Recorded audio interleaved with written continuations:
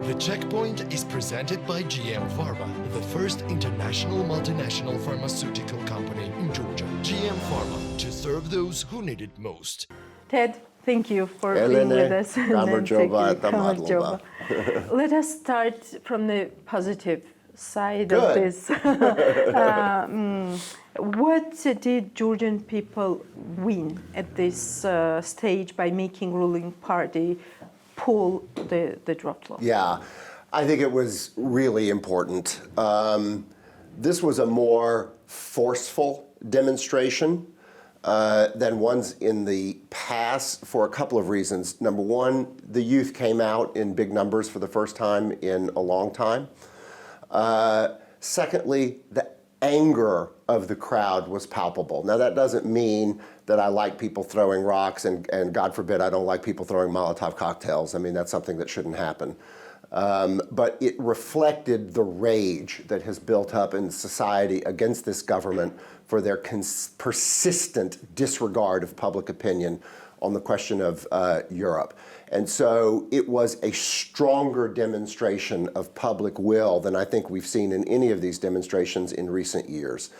The government perceived that. They are not stupid. And their withdrawal of the law was a smart tactical move on their side. It was definitely a tactical retreat. So it was a victory in a battle, but it is by no means victory in the overall struggle. And what it accomplished, though, was revealing the weakness of this government, that they themselves can't really believe the things that they're saying. It showed, it in a way removed their veneer of invincibility. And we were talking before about the crazy rhetoric that we hear from the Prime Minister talking about Satanists and Kobachidze talking about scripted things. These are desperate, frightened people. And so it is very important, no matter what the accomplishment was here, and it was an important accomplishment, it's only the beginning, and people need to realize that this is, that to demonstrate, to come out in a rally is a necessary but not a sufficient thing. It has to be followed by organizing, and it has to be followed by grassroots organizing. And I hope that what we're going to see over the next few months leading up to the elections is that citizen activists, not necessarily the opposition political parties, which I think have shown themselves to be not very good anymore at citizen organizing, that activists will organize and spread around the country and talk to people and really mobilize people, because the pro-Europe message is a message that resonates with Georgians. And by the way, when I say the pro-Europe message, I don't mean go and talk to people about the 12 points. Mm-hmm. I mean, as soon as anybody hears the 12 points, they start to fall asleep. Go and talk to people about why Europe is good for Georgia and that this government is obstructing Georgia's European path. Meanwhile, the government and the ruling party has chosen the same strategy, right? That's what we understood from their statement that, yes, that the Georgian Dream has released.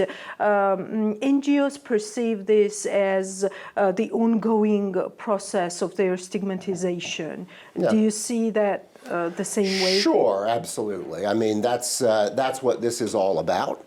That's what their foreign agents law is all about, is about stigmatizing the NGOs.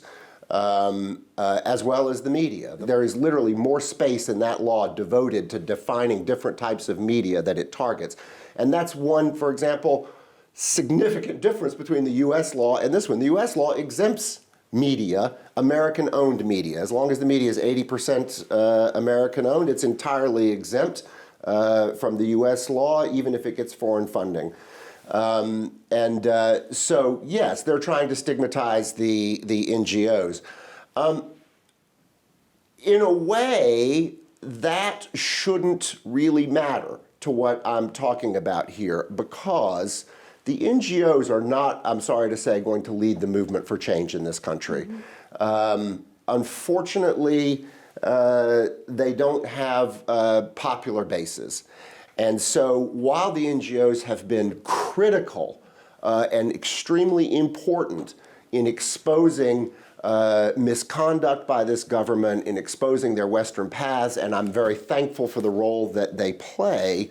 The truth is that even if the government were to stigmatize the NGOs, in any case, the movement for change here has to come from the public and has to come from a popular base. But of course, that's what they're still trying to do. Just like, you know, they focus on Misha Saakashvili and the United National Movement, okay? That simply shouldn't be relevant, okay, to those of us who want change here. This stigmatizing, the ruling party turned this term around, right? And they said that stigmatizing it is what we see against the process. I mean, what is the problem in discussing the draft law? While the strategic partners, on the other hand, said that even going into details, even starting to think about having this kind of law is against the European values. There is a difference between the U.S. perspective on this and U.S. law and European law. The U.S. law probably would not be legal in the European Union. And remember, the U.S. law was passed in 1938. The U.S. law was passed, 90 years ago almost, to target actual enemies of the United States at that time, which was Bolsheviks and Nazis. And there was great concern in 1938 on the eve of World War II about their influence.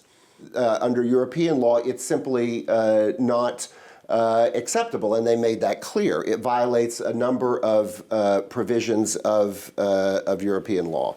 Let us do some comparison with FARA and keeping in mind what was during these days the main focus of the ruling party, that this is the law on transparency. Right. The point is that, first of all, they didn't even raise it in a manner of, let's discuss the problem of so-called foreign influence in Georgian society and in the Georgian government. Had they done so, the primary target would have been Russian influence, because there are serious number one, Russia is an enemy of Georgia, and even the ruling party has to admit that sometimes. And so there was no discussion, a public discussion about Russian influence with organizations like Alt-Info, Russian influence with organizations that are openly following the Kremlin line. Had there been a discussion, they could have talked about Western influence, they could have talked about Russian influence, they could have said, is there a way to address this? How can we address it in a targeted way that protects our national security? That's not at all what they did. Instead, it began with months and months or even years of accusations against NGOs in Georgian society that do a good job of exposing their problems, all of which are funded not by Russia, but by the European Union and the United States, who are supposed to be allies of Georgia. So from the very beginning, this whole thing was driven not by a desire for transparency, but by a desire to stigmatize and punish Western-funded organizations. And we remember what Gobakidze said on Namakhvani case, for example, right? He said that, you know, when Namakhvani gets into the register of agents, of so-called agents, there we will see some Russian influences, but not only. Also a very interesting comment. And also, again, what does he pick as an example of so-called Russian influence is a citizen movement to stop what they see as an environmentally destructive project. He does not select any of the organizations that are allied with the Georgian Dream Party. And this, I think, is an extremely important point. We can talk about the many differences between the U.S. law and the Georgian law. And one of the big differences is not only in the wording of the laws, and those are very different, and who they target, but also in the enforcement of the law. You can go online and you can Google prosecutions under the U.S. Foreign Agents Registration Act, and you will get a list from the official U.S. Justice Department website of 14 prosecutions that have been brought since 2007 under the U.S. Foreign Agents Registration Act. The vast majority of those 14 prosecutions were brought by the United States Justice Department during Trump's administration against people connected to Trump.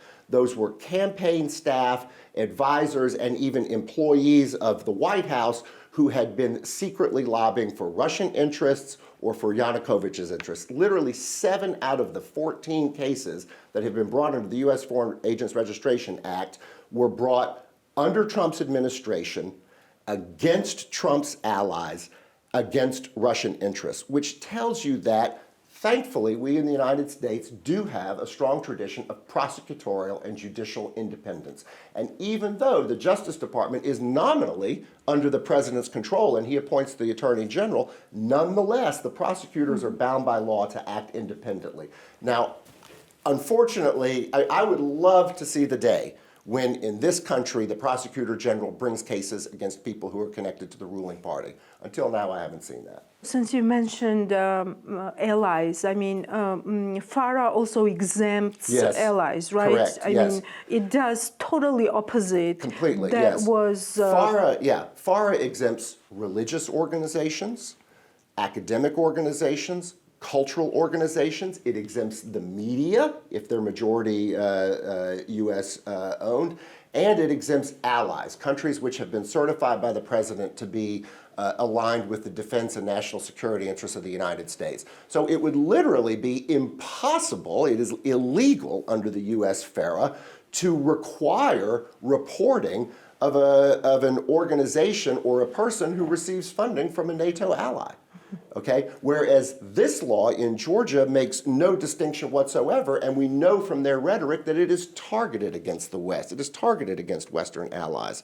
Okay? So, as I've pointed out before, the Georgian Dream government is today defining Western Europe and the United States as equivalent to the Nazis and the Soviet Union versus the United States in 1938. They have defined them as their enemies. How can there be any question that they are serving Russian interests when they define the main enemies of Russia, the main enemies of Ukraine, the main enemies of the Western alliance, when they do not target the law against them, they instead target the law against the allies of Georgia?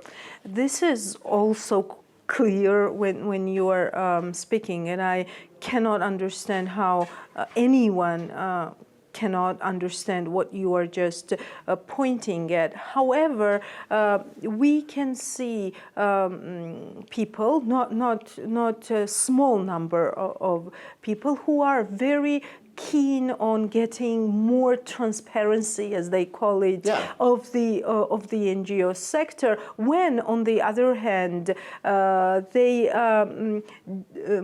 they do not have that urge when it is about taxes, when it is about public funds. IDFI just had a very recent study which said that 2022 was the worst year in terms of this transparency. I ran a business here for years, a law firm, okay, which is of course a different sector, but we had to file enormous numbers of documents, like any business here, with the Revenue Service, identifying all sources of income.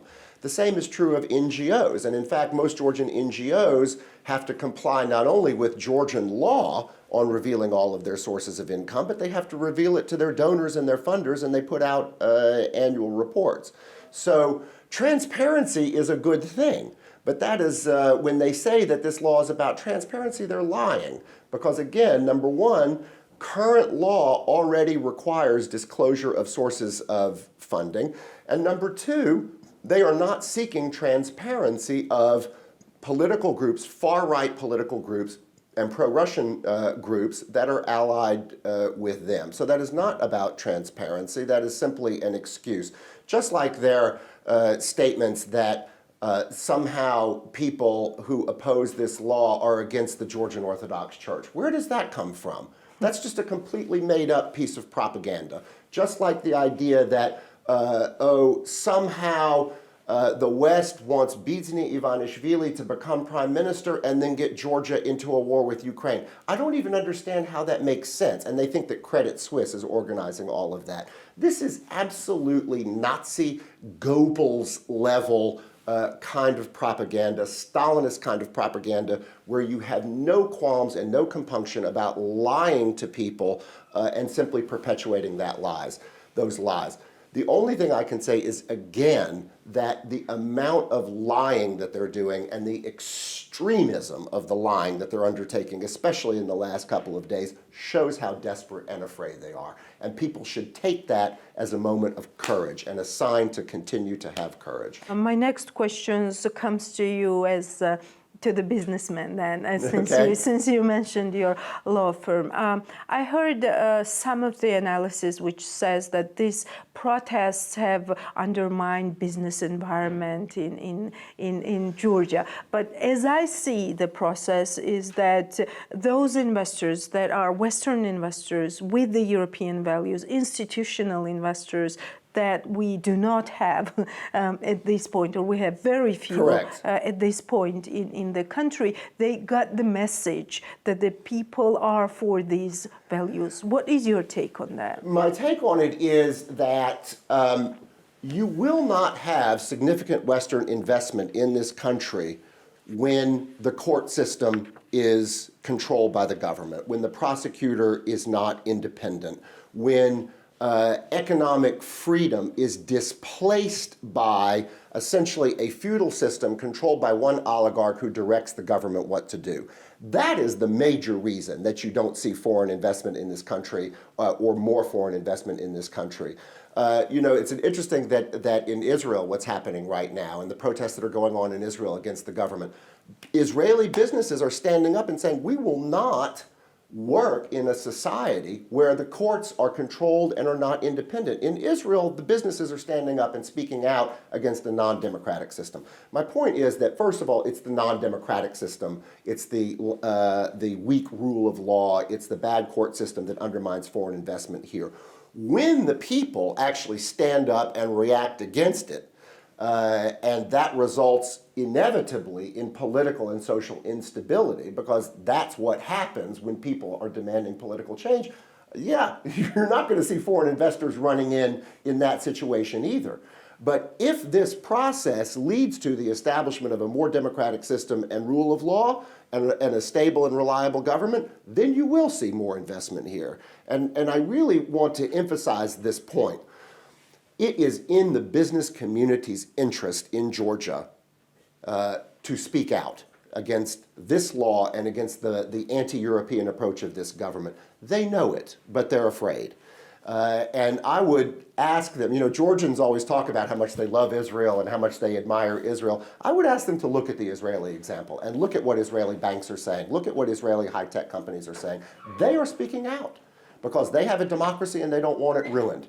And Georgian businesses should know, I believe they do know, that their interest is in European integration. Their interest is in a relationship with the United States. It is not in their interest to be in a feudalized economy that is controlled by one figure and their opportunities are cut off, and if they want anything, they have to go beg the prime minister for it, or they have to go beg Kvanchilashvili for it. That is not in the interest of the business community. But they're stuck between a rock and a hard place, is that they feel that if they speak out against the government, then they're going to be punished for it. So it's a vicious cycle where the government continues to press and press and press on them and limit their entrepreneurial freedom. But on the other hand, they are afraid to do something about it. And by the way, but we still hear some voices, right? Make one point. Of course, that didn't start with this government. The previous government, the UNM government, was as bad or even worse in that regard in the way that they controlled and suppressed the business sector. And it was the same problem at that time. And literally, the businesses, have gone from essentially quiet collaboration with the UNM government to quiet collaboration with this government.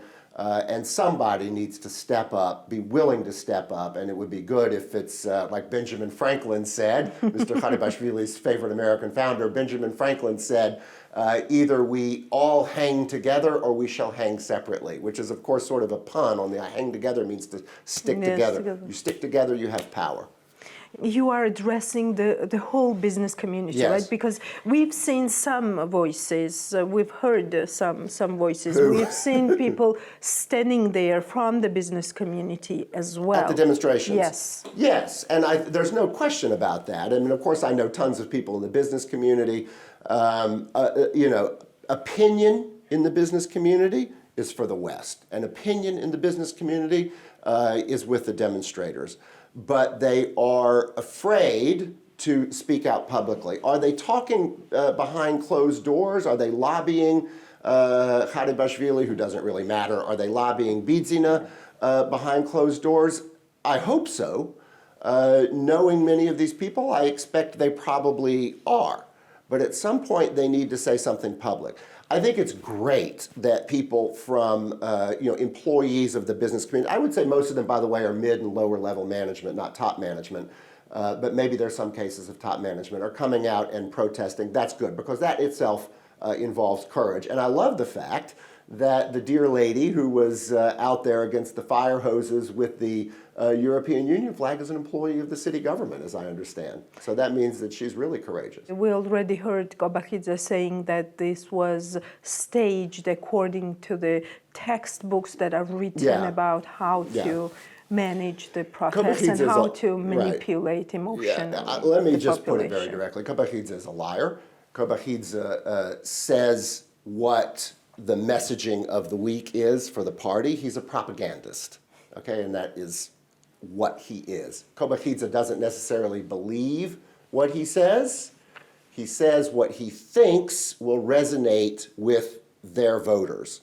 I think that they are also increasingly out of touch with their voters. They may be a small section of extremists who are very vocal on social media that respond to the rhetoric that he uses or who find it appealing. But this is all messaging. And, Kvanchilashvili is a guy who delivers messages that he's been instructed to deliver. He's the master message spinner for this government. And so I think that we probably spend too much time listening to what he says and listening to what Kvanchilashvili says, because it's just propaganda. And it's important to hear it to know what their messaging is. But once you accept that it's really just false narratives that serve their political ends, then you don't need to overreact to it anymore. It's just like, okay, I know that's what they're going to say. And in order to oppose them, I've got my program, and I know what I'm going to do in order to oppose them. But don't even bother to think that what they're saying is true at this point. At this point, what are some of the threats that this protest has mitigated, and what are some of the threats that are still in place, that still remain? Sadly, I don't think that the protests have mitigated any threats yet, because maybe we could hope for a few minutes after they withdrew the law that would be the case. But the extremism of their rhetoric in the last 2 days indicates that they are even more aggressive and more worked up than they were before. The one consolation I take in that is that I believe that the opposition, and by that I do not mean the political parties or even the NGOs, I mean the youth, and I mean people around this country, the opposition is stronger and they are weaker. So they may be more aggressive, but it's an aggression that's born out of desperation. What do you think about the president's role during this whole process? That's a fascinating subject. It really is a very interesting subject. I want to say first off that I first met Salome Zurabishvili. She would not remember it, and she may not remember ever meeting me, but I first met Salome Zurabishvili in probably 2000 or 2001 in New York when she was still a French or EU diplomat.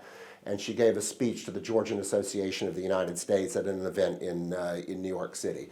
And I was absolutely taken with her. Here's somebody whose background is from an old Georgian family that resisted Bolshevism, that stood up for the independence of this country. I believe that despite all the missteps that Salome Zurabishvili has made, that is still who she is fundamentally underneath, is that she's fundamentally underneath the daughter of an immigrant anti-Bolshevik family, and a family that stood for Georgia's independence against both the Russian Empire as well as the Soviet Union. All of that said, She is, of course, in a difficult position. The president doesn't have actual very many powers besides essentially her ability to speak. She was put into office literally by the Georgian Dream. She was an ally and a partner of the Georgian Dream for a long time. She did not like the Misha government, as we all know. But I respect that she has been trying to establish not only a distance between herself and them, but she has been the only respectable, the only honorable spokesperson for the Georgian government on the public scene. When I see Salome Zurabishvili on CNN or France 24, I don't cringe in disgust. I like what she's saying. Now, I hope she will continue to build her courage. And I know it's what not... What else she could do? And, well, of course, there's many things that she could do. She has said she would veto this law, and so she's begun to use her veto power. That's a good thing. I think that she should pardon Misha Saakashvili. And the reason is not because I am a fan of Misha Saakashvili. I think it's well known probably that I was quite a critic of his government, and I believe that Misha Saakashvili is sadly today somebody who can have no role in Georgian politics because of the physical and mental destruction that he has gone through. There's a lot of reasons, and I won't get off on that. No, Misha Saakashvili is a human rights case. Misha Saakashvili is a humanitarian case. And his treatment in prison and his situation in prison is yet another black mark on Georgia, in the same way that this law was a black mark on Georgia. So I think that literally for humanitarian reasons and in order to remove him as a factor in all of this, and again, I want to emphasize, I don't want to see Misha Saakashvili on the political scene, and I don't believe he even can be on the political scene. And anybody who thinks that Misha Saakashvili could be a political leader is either a provocateur, which is what happens from the Georgian government side, or people who are sadly deluded. But simply for humanitarian reasons, he ought to be released. Nika Gvaramia's conviction was ridiculous. And I always say that of all the things that Nika Gvaramia could have been prosecuted for, especially from his days in the UNM government, it's ironic that they prosecuted him on something completely ridiculous. So, what was essentially a groundless criminal case run through the courts, just the way they did with Khazaradze and Japaridze and every other figure. Gvaramia, probably should be pardoned because he shouldn't have been put in, I'm sorry about that. That's okay. He shouldn't have been put in prison. But Gvaramia seems to be holding up very well in prison, which I respect. I think he's kind of been a model of resistance in prison. So she could, I think that, that's probably the one thing further that she could do. But I really want to emphasize that she's doing a lot of good, in my opinion. A lot of people are very cynical about her. A lot of people are critics. Many of my friends, they disagree with me when I... Probably because they remember how she was saying that Georgia started the war in 2008, which is a terrible statement. And she also made some terrible statements about how we don't need an army or we're not going to win with an army. And unfortunately, she does not always have good political judgment about what she says. But again, nonetheless, on a scene where the government is literally full of scoundrels, I mean, people that I don't even know how they can show their face in public, and I certainly don't know how they can show their faces in Europe because they're a disgrace.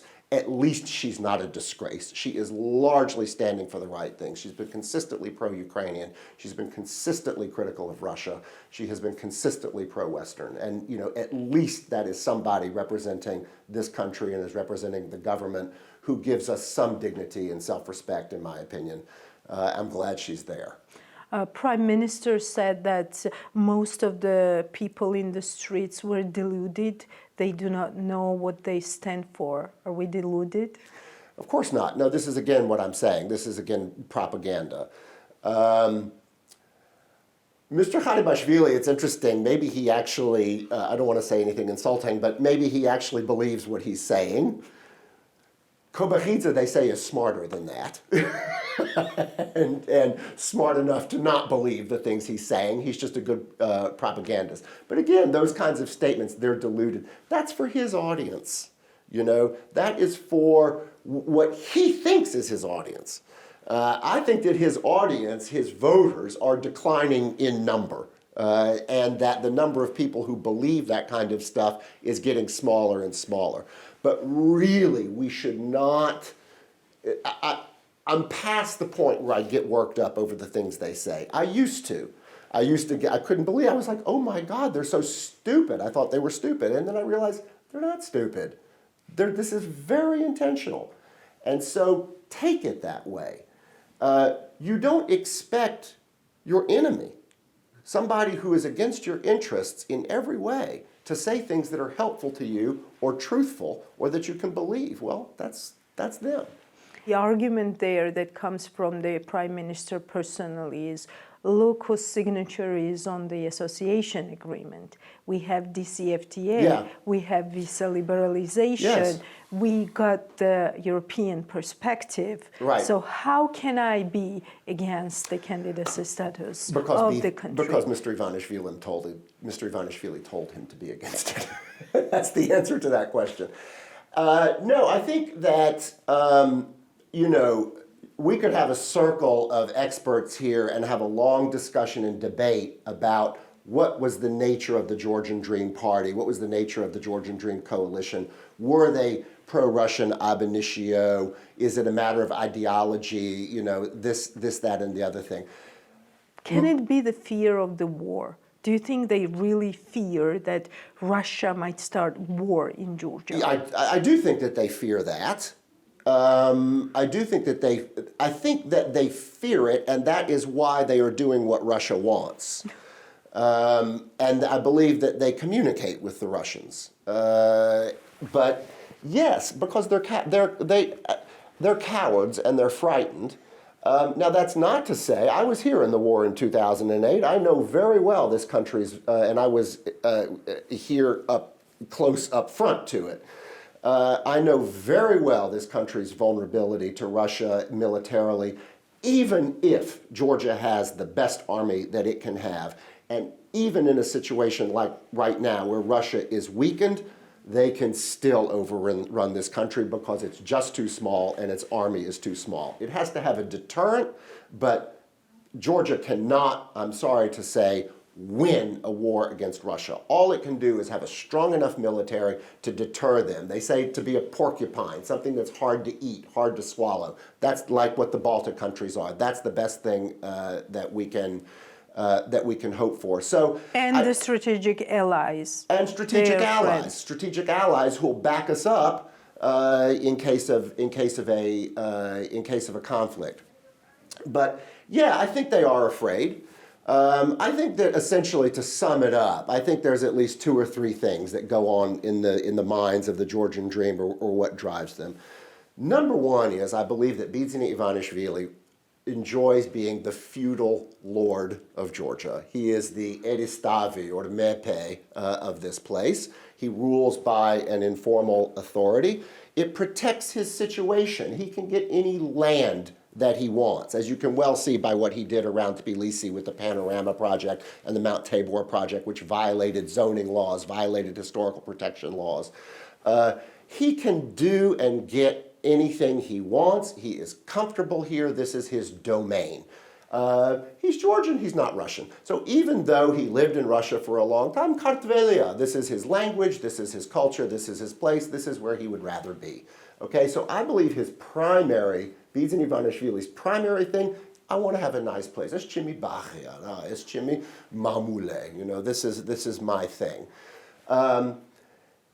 So if maintaining that position early on required maintaining Georgia's Western path, which has been very popular in terms of NATO and the EU, that's what they did.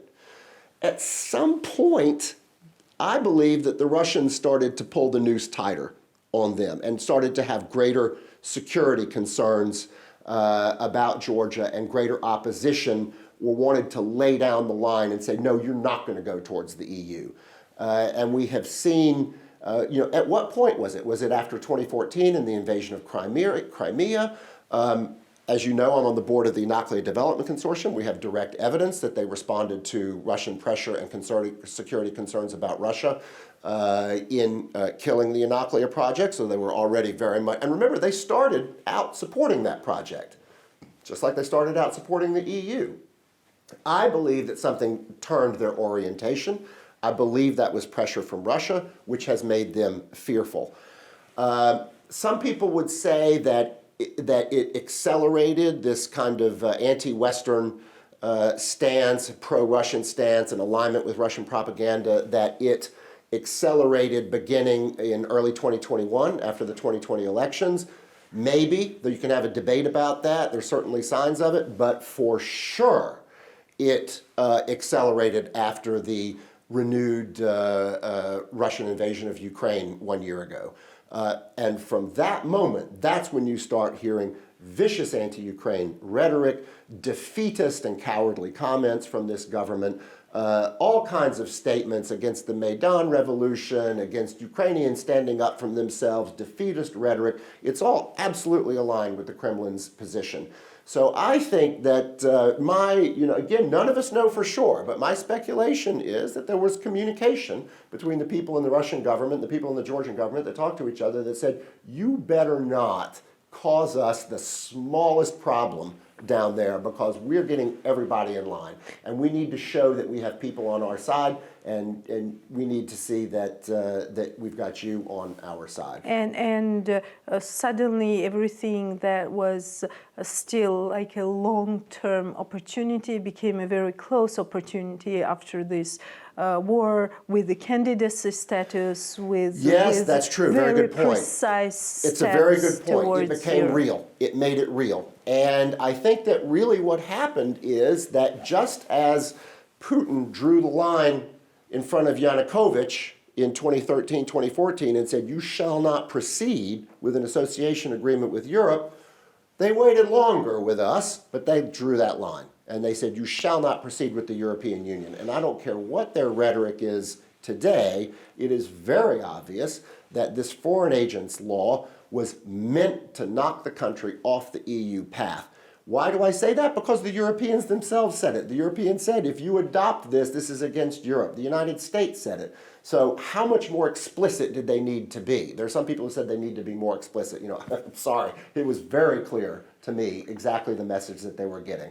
They have absolutely no desire to join the European Union. Kvanchilashvili has no desire to join the European Union. Like I said, he enjoys a